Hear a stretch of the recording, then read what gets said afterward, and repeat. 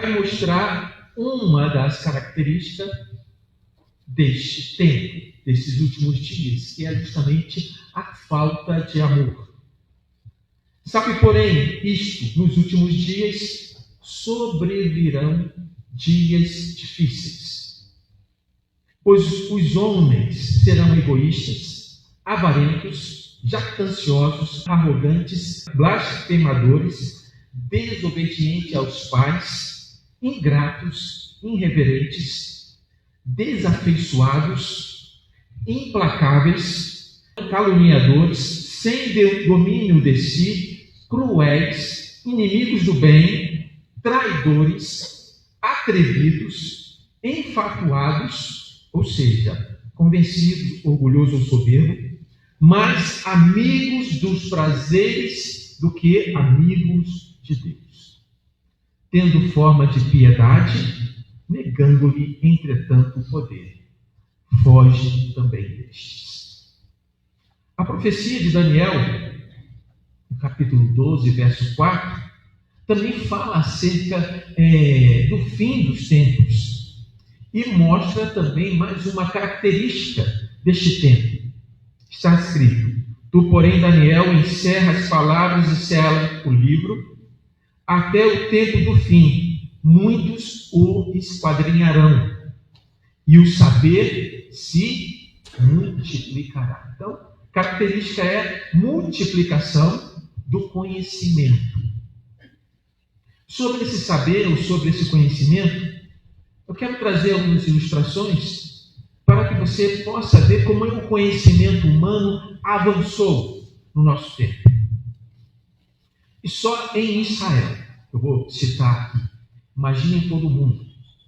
Em Tel Aviv, que é um hub, um centro que coordena múltiplos elementos da inovação, e que Israel também possui um ecossistema de startups, ou seja, empresas inovadoras, com custo de manutenção baixo e com crescimento rápido. E pesquisas que trouxeram avanços significativos na tecnologia, na defesa bélica, na medicina, na comunicação, na agricultura e na cibersegurança. Quero citar aqui alguns desses avanços para mostrar a multiplicação deste conhecimento. Iron Dome é um sistema de defesa capaz de interceptar mísseis com 90% de acertos. Isso tem protegido Israel dos ataques dos seus inimigos. Drip Irrigation é um sistema de irrigação por gotejamento que vai diretamente na raiz da planta, economizando 70% do consumo de água e aumentando a produtividade. Nós temos aqui um agrônomo, que deve conhecer muito bem isso. A PillCare, que é uma cápsula, uma pílula endoscópica, que a pessoa engole e ela tem uma câmara que vai diagnosticar o sistema digestivo ou sistema digestório. A Mobile Eye, que é uma visão computacional instalada nos veículos autônomos. Os veículos andam sozinhos através disso. Stuck da rede, que é um malware, um vírus cibernético, que foi capaz de infectar as centrífugas do sistema nuclear iraniano em 2010, causando falhas físicas remotas. O Waze, todos conhecemos o Waze. O HeWalk, que é um traje robótico que permite um paraplégico andar. Isso só em Israel. Imagina no mundo. O conhecimento realmente tem se multiplicado. Eu quero destacar que todo esse conhecimento humano, todo esse avanço, é incapaz de nos levar ao conhecimento de Deus e da sua vontade. Somente através da ação do Espírito Santo, somente através da graça divina, somente através da fé, somente através de Cristo, nós podemos ter o temor ao nosso eterno Deus. Relacionado a essas duas características, a falta de amor e a multiplicação do saber, está este texto de Mateus, capítulo 24, de 1 a 14. E neste texto faremos análise das profecias de Jesus sobre os eventos, os sinais que precederão a sua vinda. Jesus usa, inclusive, a destruição do templo e de Jerusalém como símbolo do julgamento do mundo futuro. A primeira vez que Jesus veio, ele veio para salvar. A segunda vez, ele virá para julgar. Essas passagens vão revelar sinais, advertências e promessas que Jesus compartilhou com os seus discípulos no Monte das Oliveiras. E o primeiro sinal, pode passar, o primeiro sinal, foi a destruição do templo. Nós falamos num dos domingos passados sobre a destruição do templo, e eu vou falar de maneira rápida agora. Jesus retirou-se do templo e foi com seus discípulos para o Monte das Oliveiras. E desse momento em diante, Jesus não entraria mais no templo em Jerusalém. Tudo transcorreu conforme a visão do profeta Ezequiel, registrada no capítulo 8, do verso 4 ao 6. Ele vê como a glória do Senhor abandona o templo e a cidade de Jerusalém, mais precisamente em direção ao Monte das Oliveiras. E essa visão de Ezequiel cumpriu-se na história. O Senhor se afastou do templo de Jerusalém, subindo ao Monte das Oliveiras. Não obstante, é a glória do Senhor que retirou-se do templo, deixando-o atrás, vazio e sem importância. Antes de se afastar, o Senhor disse, nesse contexto de Mateus, se você olhar o capítulo anterior, Mateus 23, no final do 27 ao 39, está escrito: Jerusalém, Jerusalém, que mata os profetas e apedreja os que foram enviados. Quantas vezes quis eu reunir os teus filhos, como a galinha junta os seus pintinhos debaixo das asas, e vós não o quisestes. Eis que a vossa casa ficará deserta. Declaro-vos, pois, que desde agora já não me vereis, até que venhais a dizer: bendito o que vem em nome do Senhor. Enquanto Jesus deixava o templo, seus discípulos se aproximaram dele, enquanto ele estava sentado no Monte das Oliveiras, e perguntou acerca do fim dos tempos. E, impressionados com a magnificência da estrutura do templo, eles chamaram a atenção de Jesus para as enormes pedras e a arquitetura impressionante. Jesus, porém, respondeu uma profecia surpreendente para eles na época. Vocês estão vendo tudo isso? Eu lhes garanto que não ficará pedra sobre pedra que não seja derrubada.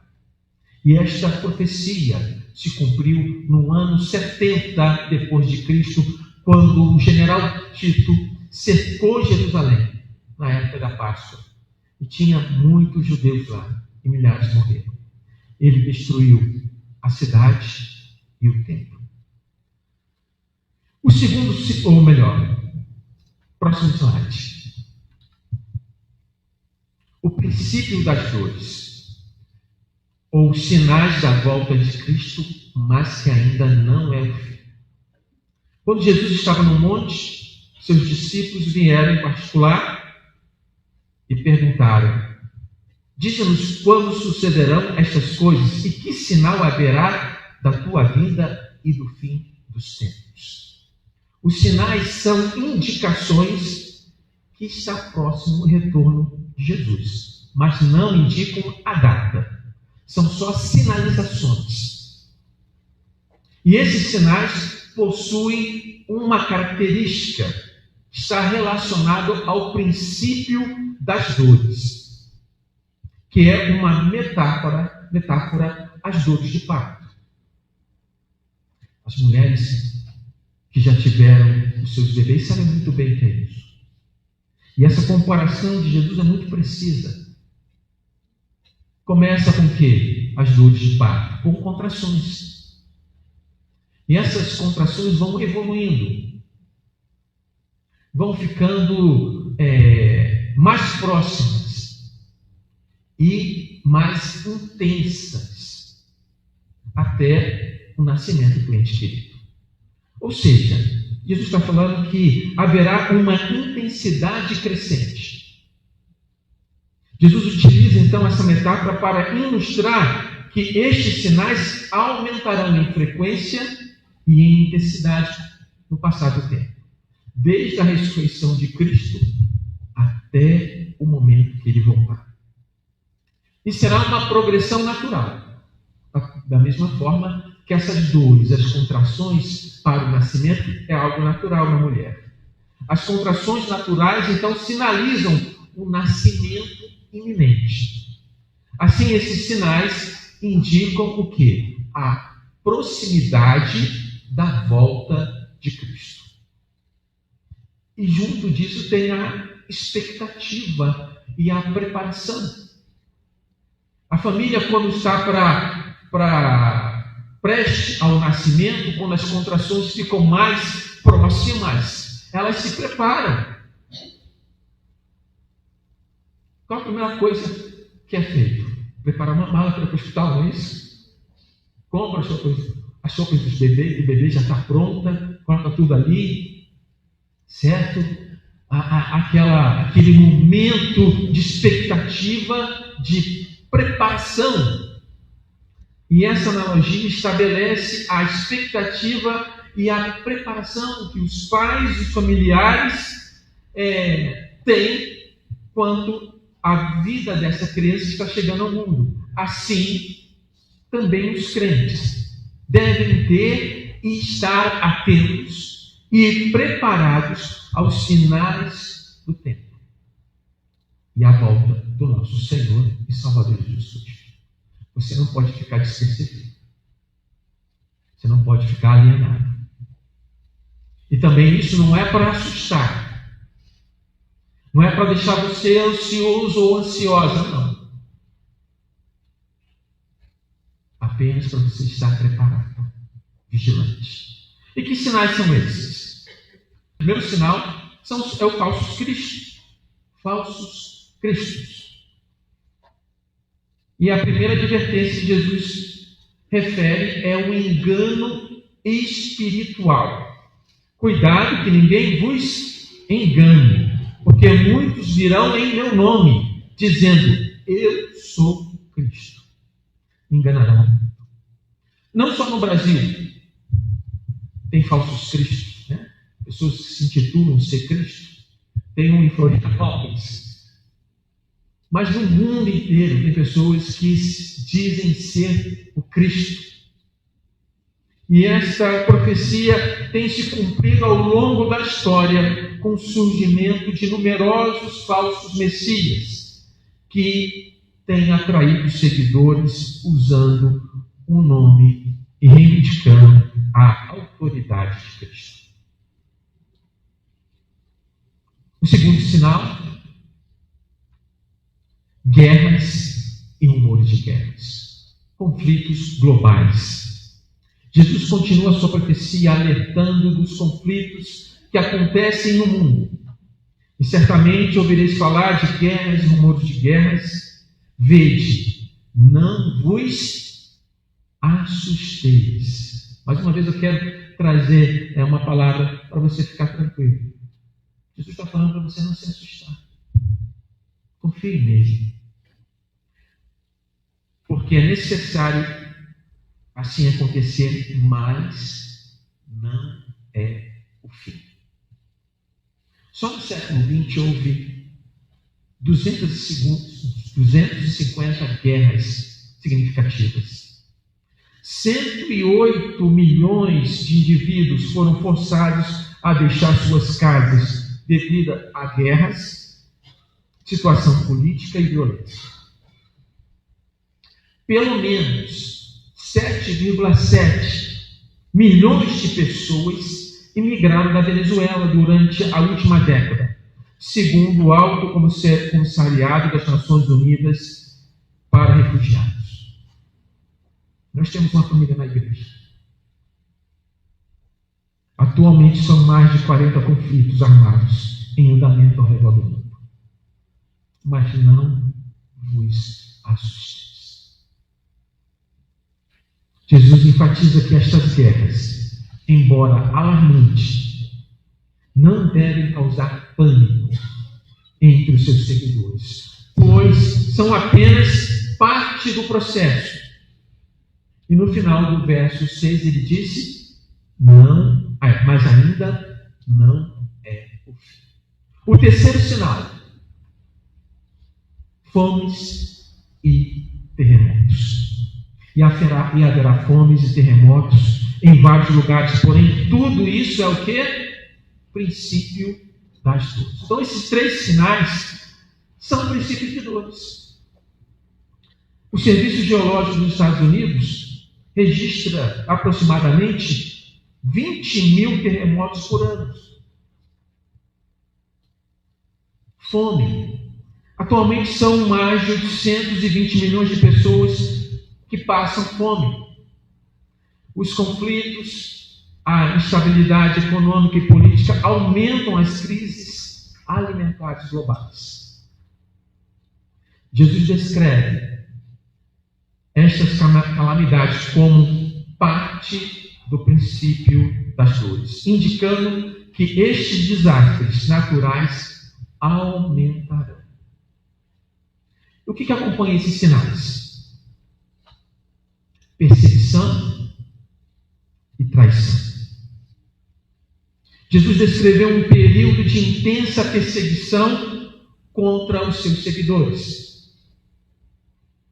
Esta profecia revela não apenas perseguição externa, mas também traição interna dentro da própria comunidade de fé. Familiares entregarão familiares, amigos trairão amigos, e a fé de muitos será severamente testada. Atualmente, são mais de 360 milhões de cristãos que vivem em países com perseguição severa, onde enfrentam discriminação, enfrentam violência, enfrentam até a morte devido à nossa fé. Além disso, haverá proliferação do engano, falsos profetas e o aumento da iniquidade. Jesus adverte sobre o surgimento de líderes religiosos que distorcem a verdade para ganho pessoal, levando muitos ao erro. E ao longo da história cristã, movimentos continuamente emergem promovendo revelação do engano. Quer ver mais um engano que pode ser ilustrado aqui? A teologia da prosperidade. Um engano. Falsos profetas. Além da perseguição, da traição, dos falsos profetas, haverá o esfriamento do amor devido ao aumento da iniquidade. À medida que a maldade avança na sociedade, o amor vai se esfriar. Jesus alerta que até mesmo os crentes correm o risco de perder o fervor a este compromisso. O contexto moral degradado do mundo acaba influenciando negativamente a espiritualidade e o amor ao próximo. Queridos, diante de tudo isso, diante dos falsos cristos, falsos messias, dos conflitos globais, da fome, do terremoto, da maldade, da perseguição, da traição, da falsa profecia e da iniquidade, há um chamado à perseverança. Há um chamado ao anúncio do Evangelho, à proclamação do Evangelho. Perseverança e proclamação global. Em meio à advertência sobre o engano e perseguição, Jesus oferece duas promessas. Primeiro, perseverança. Promessa de salvação para os que perseverarem. Aquele, porém, que perseverar até o fim, esse será salvo. Essa promessa enfatiza a importância da perseverança na fé, mesmo em face de extrema adversidade. Essa promessa vem de Jesus. E Deus nos dará a condição, mediante o auxílio do Espírito Santo, para perseverar.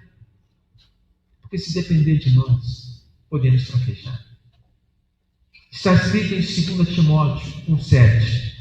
Porque Deus não nos tem dado espírito de covardia, mas de poder, de amor e de moderação. Nós somos diferentes dos irmãos do primeiro século. É o mesmo sangue que corre nas nossas veias? É a mesma fé? Por que eles resistiram e não negaram a sua fé? Se não for a ação do Espírito Santo. Aqueles que estavam diante dos leões, diante da espada, não negaram a sua fé, porque sabiam que diante da adversidade, diante da morte, eles estariam com o Senhor. Ainda em 1 João capítulo 4, verso 4, está escrito: filhinhos. Como que o apóstolo João, trata as ovelhas de Cristo? Coisa boa, se escutar assim, filhinhos.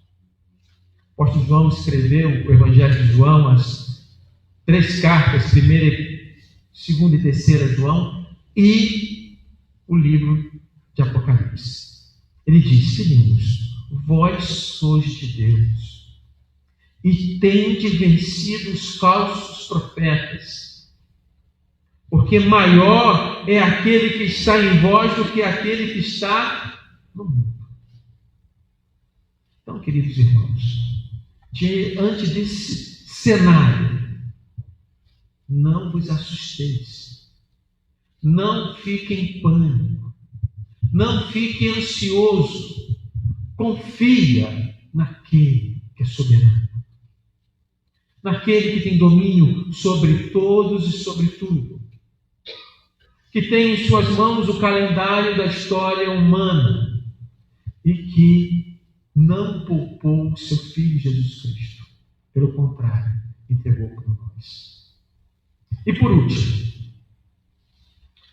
uma vez que nós não sabemos o dia, apenas os sinais que têm acontecido no decorrer da história, desde a ressurreição de Jesus até o tempo de hoje, vai continuar acontecendo até a volta de Cristo, nós temos uma tarefa, temos uma responsabilidade, temos um dever de obedecer na proclamação do Evangelho do Reino a todas as nações para testemunho.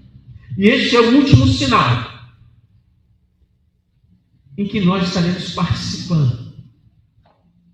Jesus então estabelece um pré-requisito claro para o fim. O Evangelho deve ser proclamado para testemunho de todas as nações.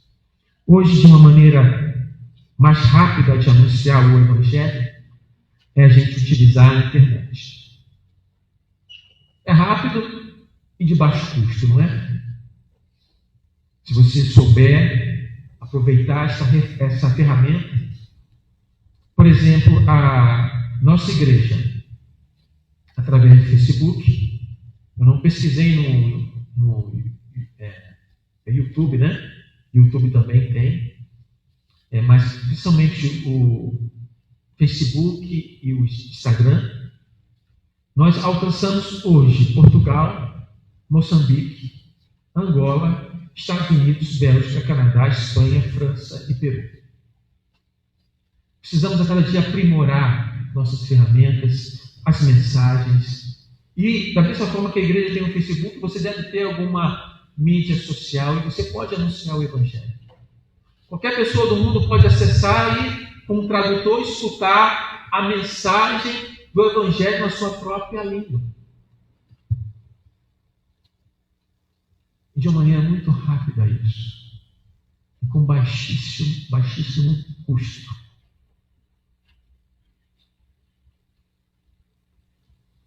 Se você faz isso, você está um passo à frente. Se a igreja faz isso, ela está um passo à frente. Diante desse cenário, desses sinais, diante dessas dores de parto, princípios das dores, queremos extrair algumas lições para a nossa vida. Primeiro, as coisas materiais são temporárias. Haja visto o próprio templo que foi destruído. Precisamos compreender a natureza provisória das coisas materiais e colocar as nossas maiores esperanças no Senhor e naquilo que Ele tem reservado no céu e na nova terra. Nosso coração tem que estar em Deus. Nossa prioridade tem que ser Deus. Colossenses 3,2 está escrito: pensai nas coisas lá do alto, não nas que são aqui na terra. Como está o seu pensar? Durante a semana, durante o dia, o que você tem pensado? O que tem ocupado a sua mente? Será que as coisas materiais têm ocupado de modo demasiado a sua mente? Se tem, desafio a você a mudar isso. Ocupe sua mente nas coisas do alto, porque as coisas do alto são eternas e as coisas da terra são temporárias. Outra coisa que nós precisamos refletir é que a palavra de Deus fala de sinais e não datas.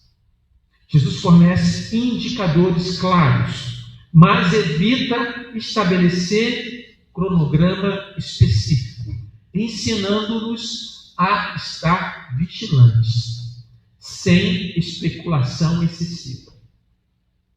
Então não fique assustado. São sinais. Nós não sabemos o dia. Não sabemos o dia, mas estamos preparados para o dia que o Senhor voltar. Haverá uma progressão crescente. Os eventos descritos seguem um padrão de intensificação, como as dores de parto, aumentando em frequência e intensidade com o passar do tempo, até a volta do Senhor. Lembrando que, quando Ele voltar, Ele voltará para julgar. E eu tenho que perguntar para você, eu perguntei para o Tiago, né, Tiago? Quando foi o seu julgamento? Quando foi o seu julgamento? Espero que você saiba essa resposta, né? Espero que todos saibam a sua resposta. Seu julgamento não será quando Cristo voltar. Seu julgamento já aconteceu na cruz. Porque Cristo tomou o seu lugar na cruz. Cristo recebeu toda a ira de Deus contra o nosso pecado. E nós fomos julgados ali. E a sentença de morte que estava sobre nós, Jesus carregou na cruz. Por isso, nesse dia haverá separação. As ovelhas do lado direito, os cabritos do lado esquerdo. As ovelhas estarão repletas de felicidade. E os infiéis estarão rangendo os dentes, porque não aproveitaram a oportunidade.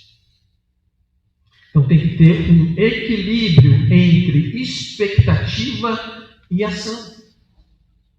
Jesus nos chama a um equilíbrio entre expectativa vigilante do futuro e envolvimento ativo na sua obra, na proclamação global do Evangelho. Não podemos ficar parados, irmãos. Não podemos ficar parados. Estamos terminando o mês de agosto. Hoje é 31 de agosto, último dia do mês. E é um mês que nós celebramos missões, evangelização. E no sábado que vem, né, Marcos? Marcos está aí? Está lá em cima. Sábado que vem, às 8 horas da manhã, todos são convocados à evangelização no bairro. Esta é uma ordem, escutamos hoje, né, presbítero Fabiano? Uma ordem, presbítero Marcos, uma ordem de Jesus Cristo.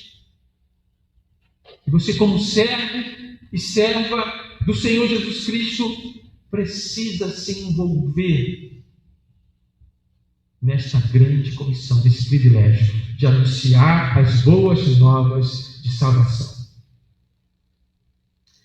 Mais uma reflexão: precisamos ser fiéis em tempos difíceis. O texto enfatiza a importância da perseverança. Mesmo em face do engano, mesmo diante da perseguição, mesmo diante da morte, mesmo diante do aumento da iniquidade, mesmo diante da falta de amor, nós precisamos ser fiéis a Deus.